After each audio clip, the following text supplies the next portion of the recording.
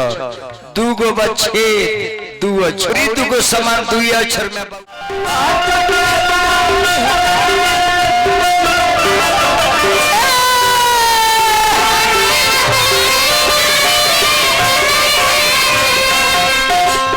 ऐसा मिलल होई मागा एकरा कदी हालू लासारी राम रे फुहरी फुहरी रे फुहरी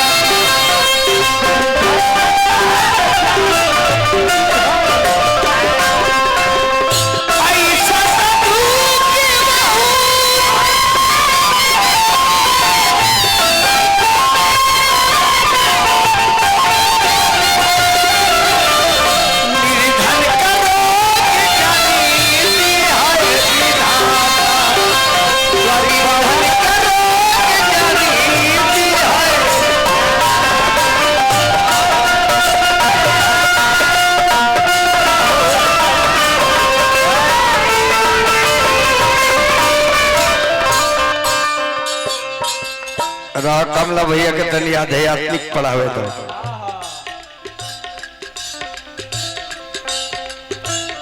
ध्यान दे चाचा, ये दुनिया दुनिया दुनिया दुनिया दुनियम दुनिया और दूगो के बाद धरती पर तीसरा कोनो जगह नहीं थे। रात बा दिन होई, धर्म बा अधर्म बा, सत्य बा असत्य बा, नीमन बा बाउर बा, आइल बानी चल जाए के बाद। यही से कहल बा जग में सुंदर है दो नाम, नाम जपत शिव अमर भयो, नाम शब्द दू अक्षर, सुमरी पवन सुत पावन नामू दू अक्षर, राम न सकही नाम गुण गाई दू अक्षर। जग में सुंदर है दो नाम, चाहे कृष्ण कहो या राम, तीन गो कहा बा ऐसरे देख ली चाचा। इमे जतना मलिकवा है मशीन बैठौले बा, इ सब दू अक्षर से बनौले बा। हेकर नाम बाल दू अक्षर, हेकर नाम सर दू अक्षर, पीछे बा हेड दू अक्षर, हेने बा कान दू अक्षर, इह आंख दू अक्षर, इह नाक दू अक्षर, दूगो बच्चे दू अक्षर, इह ओठ दू अक्षर, अंदर दांत दू अक्षर, ओकरा अंदर जीभ दू अक्षर, ओकरा अंदर कंठ दू अक्षर, ई गाला दू अक्षर, छाती दू अक्षर, पेट दू अक्षर, डांड दू अक्षर, जांग दू अक्षर, पैर दू अक्षर, गोड़ दू अक्षर, पीठ दू अक्षर, बाएं दू अक्षर, हाथ दू अक्षर। काहे दुए दिए से बनौले बा, और ही दुगो समान दुए अक्षर में बाऊ कहल न जाला। ई लोग कह सकत, हम ना कहे। राची राची के रंग रंग रे जावा, पाँच ही राजावा के साड़ी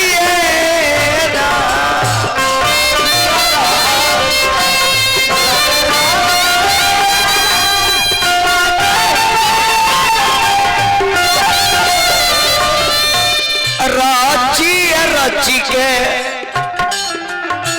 रंग रंग रे जावा,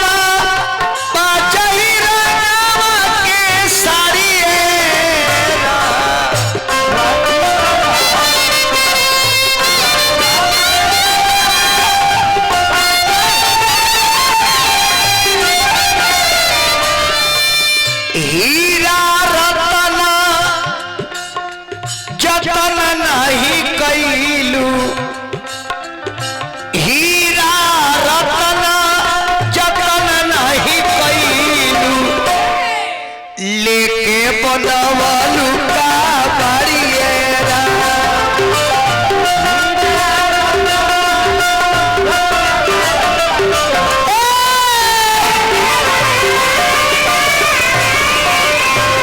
ऐसा सुतला मिलल होई महाना एकरा कदी हालूला सरिएरा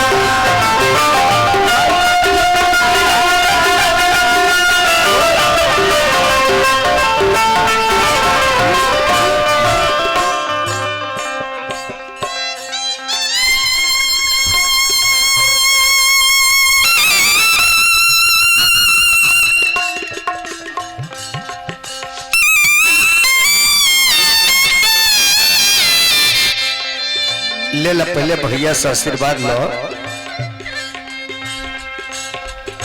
ले लो